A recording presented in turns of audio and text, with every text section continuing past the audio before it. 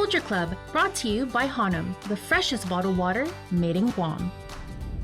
My name is Via De Fant. I'm a writer, poet, and a publicist.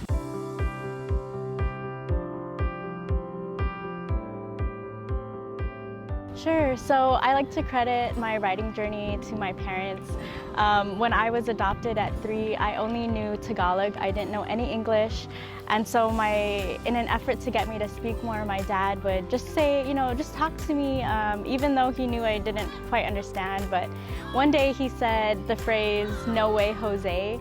And I guess I just loved it so much that I would just say it, "No way, Jose, no way, Jose." And I would just try to rhyme different words, and from that really kick-started my love for rhyming, especially in rhythm.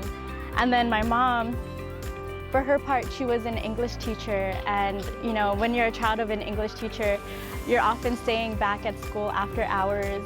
And so I'd always go to her and be like, "Mom, I'm so bored, I want to go home." And she would say, "Go read a book on my shelf." And so the first book she showed me had this poem titled "Macavity the Mystery Cat," and I just fell in love with it and would read it all the time. And so I really think that my love for writing was started from those core memories in childhood that my parents were largely responsible for.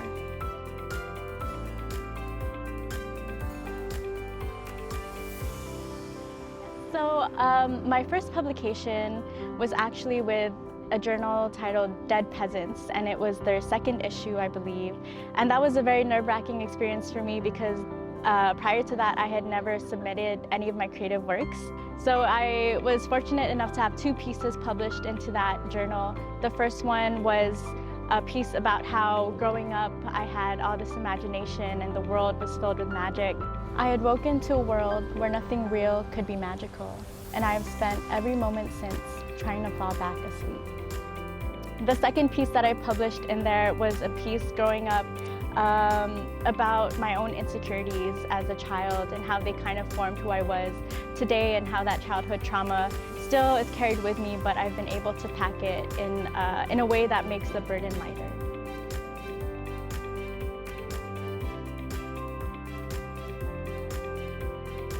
Yeah, so culture is so important to really every aspect of life.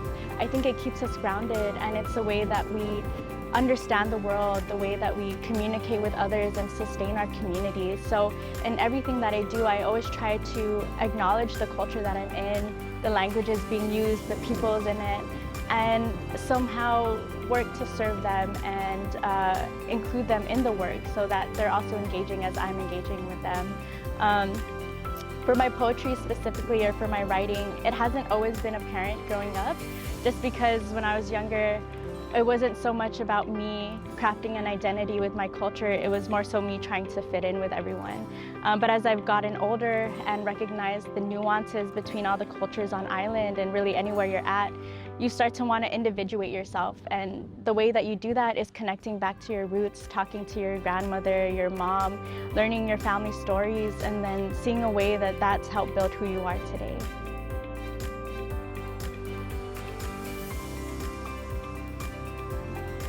Yes, I think this generation is doing an amazing job. They're promoting culture in waves.